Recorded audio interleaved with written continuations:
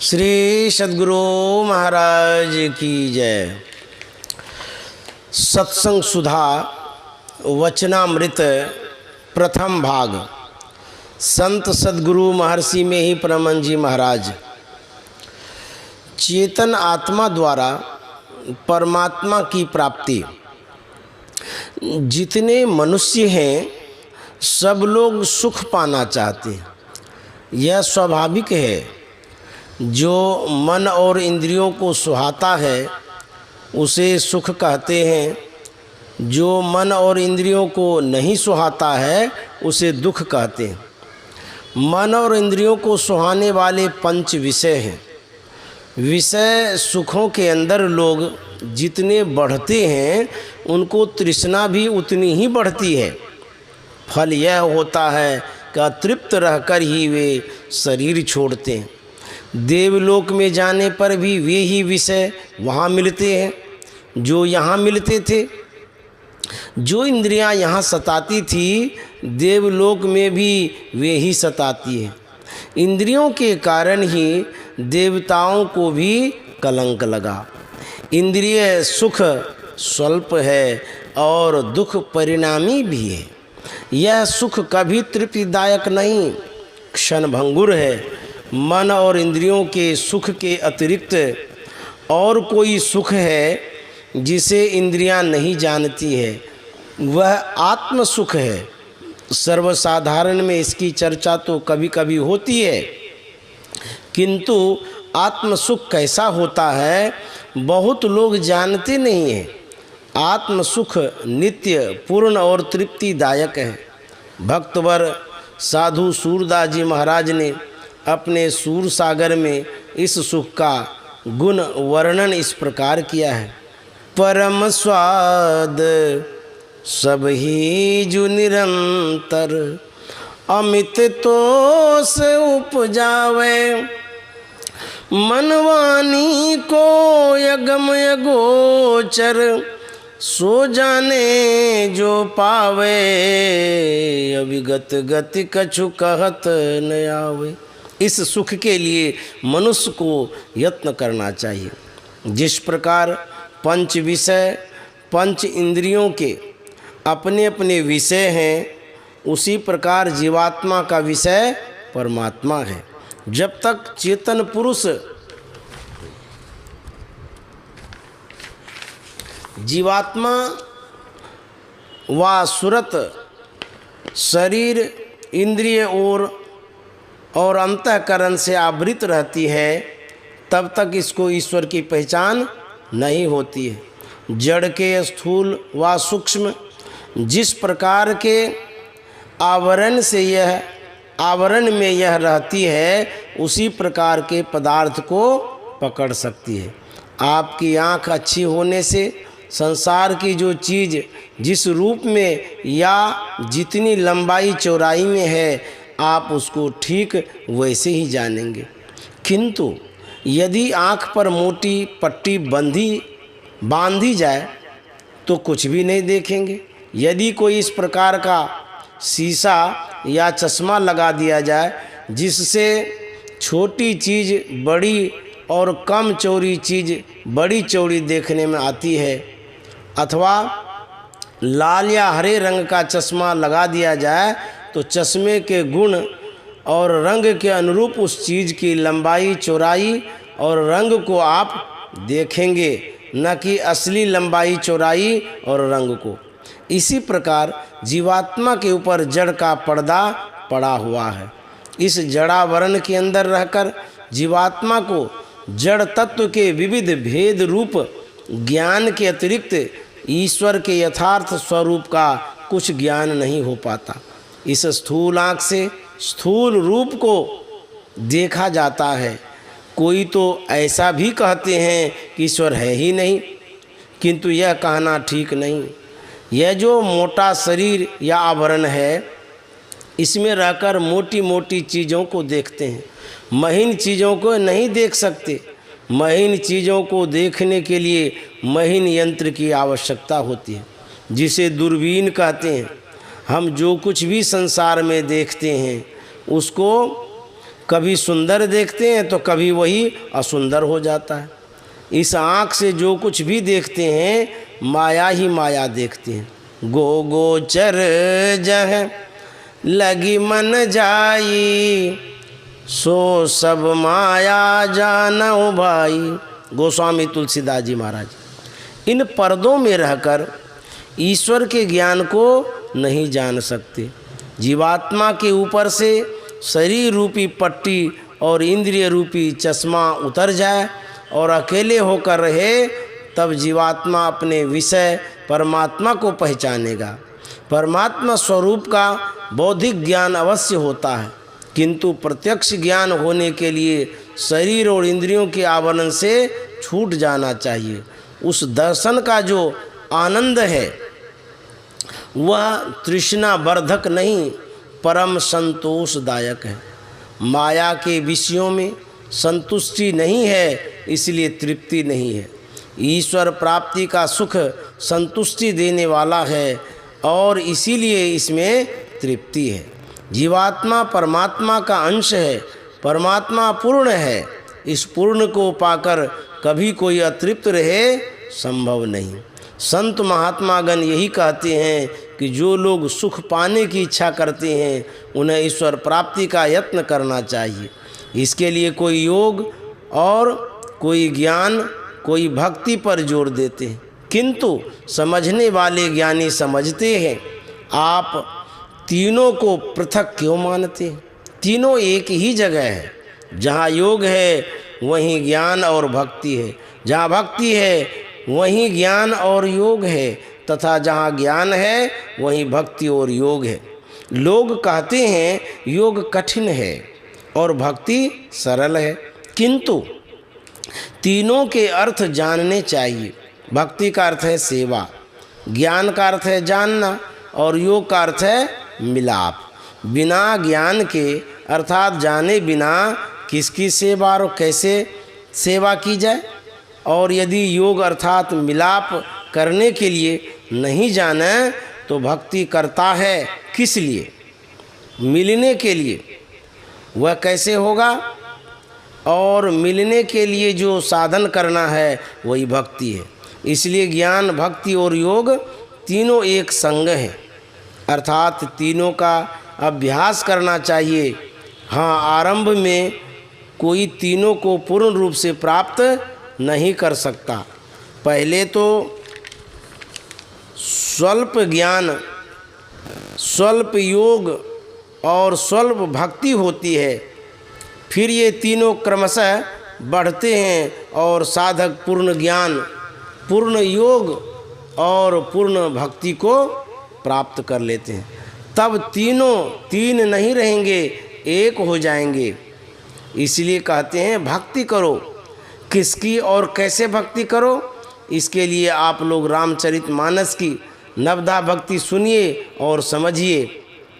प्रथम भगति संतन कर संगा, दूसरी रति मम कथा प्रसंगा, गुरुपद पंकज सेवा, तीसरी भगति अमान, चौथी भगति मम गुणगण, करई कपट तजिगान, मंत्र जाप मम दृढ़ विश्वासा, पंचम भजन सुवेद प्रकाशा, छठ दम शील विरति बहु कर्मा, निरत निरंतर सजन धर्मा, सातम सम मोहि में जग देखा, मोते संत अधिक करि लेखा, आठम जथा लाभ संतोषा, सपनहु नहीं देखई पर दोषा, नवम सरल सब सन छल हीना, मम भरोस ही हरस न दीना। ये नवों प्रकार की भक्तियाँ क्रमबद्ध हैं। पहली भक्ति है संतों का संग। भक्ति में जो पूर्ण हैं वे संत हैं। विद्यते हृदय ग्रंथि छिद्यन्ते सर्वसंशया, क्षीयन्ते चास्य कर्माणि तस्मिन् दृष्टे परावरे। महोपनिषद। अर्थात परे से परे परमात्मा को देखने पर हृदय की ग्रंथि खुल जाती है, सभी संशय छिन्न हो जाते हैं और सभी कर्म नष्ट हो जाते हैं। अथवा गोस्वामी तुलसीदास जी महाराज के वचनों में खट विकार जितय नघय कामा, अचल अकिंचन सुच सुख धामा, अमित बोध अनिहमित भोगी, सत्य सार कवि कोविद योगी। अर्थात संत छह विकारों काम, क्रोध, लोभ, मोह, मद और मात्सर्य को जीते हुए निष्पाप, इच्छा रहित, स्थिर, धन त्यागी, पवित्र और सुख के स्थान होते हैं। वे अति विशेष ज्ञानवान, इच्छा रहित, स्वल्प भोगी, सत्य के सार रूप कवि, विद्वान और योगी होते हैं। ऐसे जो कोई हों वे संत हैं। सर्वसाधारण इनकी पहचान नहीं कर सकते और ऐसे पुरुष बहुत कम होते हैं, इसलिए संतों की पहचान कठिन हो जाती है। फिर भी जिनको आप सच्चाई में बरतते देखें, ईश्वर की आराधना नित्य करते देखें और जो उत्तम आचरण के हों तो उनको साधु संत कहकर जानने में कोई आपत्ति नहीं है। इनकी पहचान भी तभी होती है जब कुछ दिनों तक उनका संग किया जाए। भले लोग साधारण रूप में देखे जाते हैं, उनका संग करने से उनकी विशेषता जानने में आती है।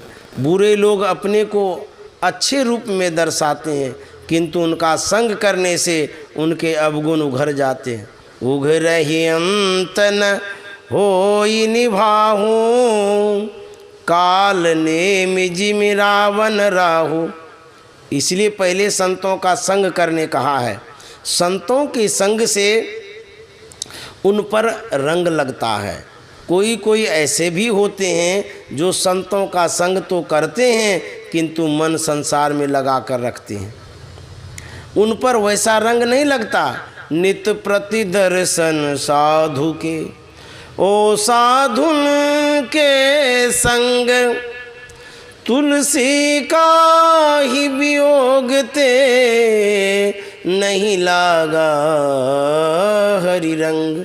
मन तुर में संसार में तन साधुन के संग, तुलसी आही वियोग ते नहीं लागा हरि रंग। तुलसी सत्सई। ऐसे लोग साधु के पास जाकर भी सांसारिक वस्तु पाने की इच्छा करते हैं। ऐसी दीवानी दुनिया भक्ति भाव नहीं बूझे जी, कोई आवे तो बेटा मांगे यही गुसाई दीजे जी, कोई आवे दुख का मारा हम पर कृपा कीजे जी, कोई आवे तो दौलत मांगे भेंट रुपया लीजे जी, कोई करावे ब्याह सगाई सुनत गुसाई रीझे जी। सांचे का कोई गाहक नहीं झूठे जगत पति जे जी, कहे कबीर सुनो भाई साधो अंधों को क्या कीजिए जी। किंतु चाहिए तो ऐसा होना, विषयन से जो रहे उदासा, परमारथ की जा मन आशा, धन संतान प्रीति नहीं जाके, विषय पदार्थ चाहनता के, तन इंद्रिन आसक्त न होई, निंद भूख आलस जिन खोई, विरहबान जिन अंतर लागा, खोजत फिरे साधु गुरु जागा। राय शालिग्राम बहादुर राधा स्वामी मत के द्वितीय आचार्य। ऐसा रहे तो झट रंग लग जाए, इसलिए पहले साधु संग करे। संग करने से सदाचार पालन करने का अनुकरण करने को मिलता है।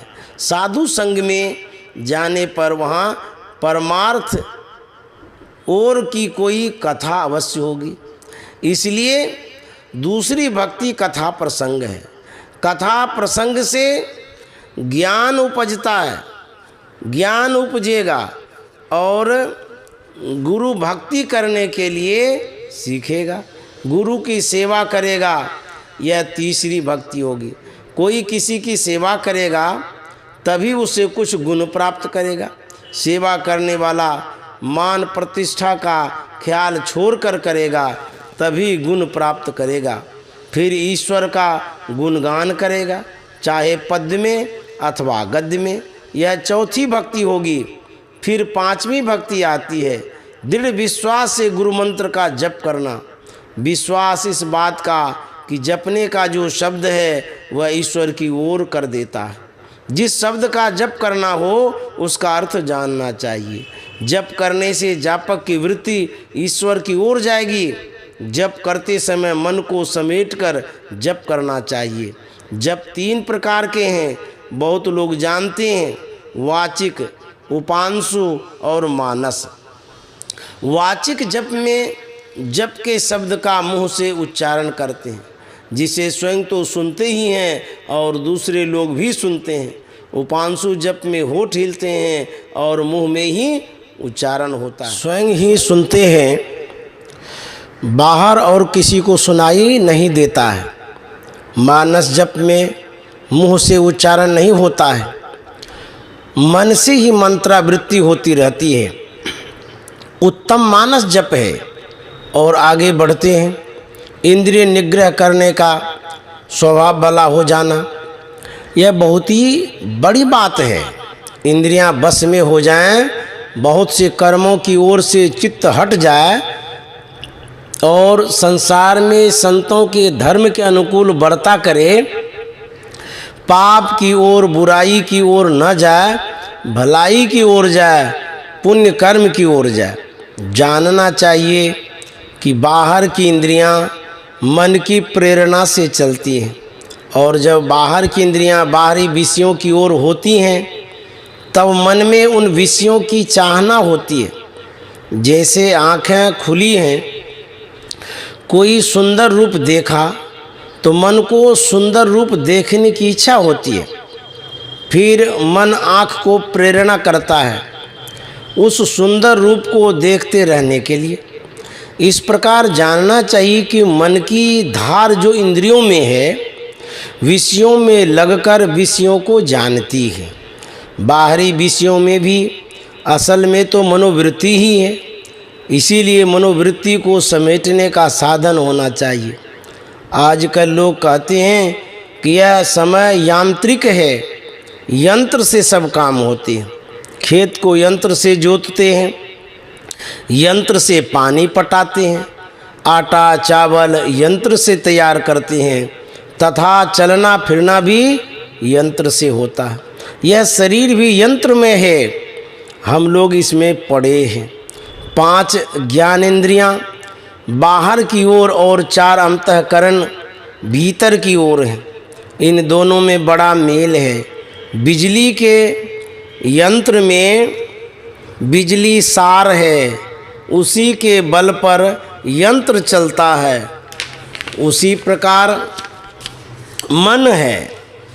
जिस प्रकार पानी खींचने का जो यंत्र है उसको गाड़ी में लगा देने से गाड़ी खींचता है, उसी प्रकार जो मन विषयों में दौड़ता है उसको उल्टाकर यदि निर्विषय की ओर लगाओ तो वही करने लगेगा।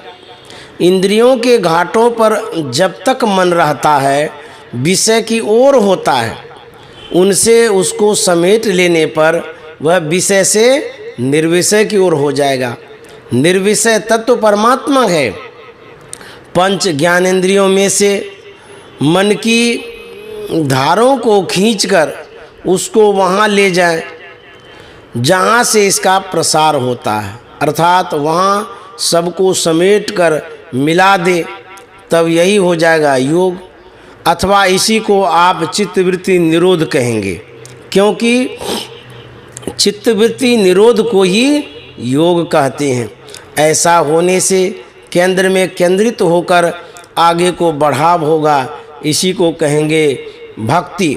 क्योंकि यह बढ़ाव स्थूल विषयों की ओर के प्रतिकूल जाना, निर्विषय परमात्मा की ओर जाना है। किसी चीज़ को समेटिए तो वह अपने प्रथम प्रसार की ओर से विपरीत दिशा को जाती है। इसी प्रकार स्थूल में सिमटाव होने से उसके विपरीत सूक्ष्म की ओर सूरत की गति होगी। कोई किसी की पूजा करने के लिए अथवा दर्शन के लिए चलता है तो यह चलना उसकी भक्ति में दाखिल है। इसी प्रकार जो अपनी वृत्ति को समेटता है और उपर्युक्त गति होती है, तब यह गति ही उसकी भक्ति होगी। अंतर की ऊर्ध्वगति में जैसे जैसे उसके उत्पन्न स्वाभाविक चैन, उससे उत्पन्न स्वाभाविक चैन और ब्रह्मज्योति तथा ब्रह्मनाद की प्रत्यक्षता होती है, वैसे वैसे विषयों की ओर से मन छूटता जाता है। यही होगी छठी भक्ति। कथित योग युक्ति के जाने बिना और बिना उसके अभ्यास के छठी भक्ति नहीं हो सकेगी। इसी में दमशीलता होती है, इसके बिना कोई छठी भक्ति नहीं कर सकता। मन और इंद्रियों का जब तक संग संग साधन होता रहता है तब तक दम का साधन है, जिससे दमशीलता प्राप्त होती है। और जब केवल मन का साधन होता है तब होता है शम। दम और शम दोनों में विशेष संबंध है। शम के साधन में प्रवृत्त रहना सात्वीं भक्ति है। बिना शम के कोई सम प्राप्त नहीं कर सकता। दम और शम के साधन में ब्रह्म ज्योति और ब्रह्मनाद प्राप्त होते हैं। जहाँ ब्रह्म ज्योति है वहीं ब्रह्मनाद भी है। जब सुरत अनहद ध्वनि में रत होती रहती है तब शम का साधन होता रहता है, तथा जब साधक ब्रह्म की निरुपाधिक मूल और शुद्ध स्वरूप को प्राप्त कर लेता है तब वह सम हो जाता है, अर्थात उसको समता प्राप्त हो जाती है। ऐसे भक्त साधक को यथा लाभ संतोषा का गुण प्राप्त हो ही जाएगा और वह सरल और छलहीन होकर एक परमात्मा का ही भरोसा रखता हुआ हर्ष, द्वेष, दीनता आदि विकारों से रहित हो जाएगा। इस तरह वह साधक नवों प्रकार की भक्तियों को प्राप्त कर लेता है। भक्ति केवल मोटी भक्ति में ही समाप्त नहीं होती है, भक्ति सूक्ष्म भी है और अत्यंत सूक्ष्म भी। कथित प्रकार से भक्ति को जानकर और उसका साधन करके साधक परम भक्त होकर परम प्रभु परमात्मा को पाकर पूर्ण शांति में निर्बंध पद को प्राप्त करता है और नित्यानंद में निमग्न होकर उस पद से कभी नहीं गिरता है। इसी भक्ति से लोग आवागमन के चक्र से छूटते हैं, नित्य सुख को सदा भोगते रहते हैं। यह जानकर सबको ईश्वर की भक्ति करनी चाहिए। श्री सद्गुरु महाराज की जय।